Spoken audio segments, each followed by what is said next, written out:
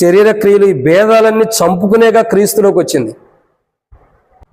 చూడండి, ఎందుకంటే ఈ భేదాలు సంఘంలో లేవు, క్రీస్తులో లేవు. ఎక్కడ వారమైనప్పటికీ ఒకే అవయవంగా చేపట్టాం, క్షమించండి, ఒకే దేహంగా చేపట్టాం, అవయవాలు వేరైనా ఒకే దేహంగా చేపట్టాం. అంటే అర్థం ఏంటి? దీంట్లో కులమతాలు లేవు. ఈరోజు భేదాలు వచ్చేసినాయి.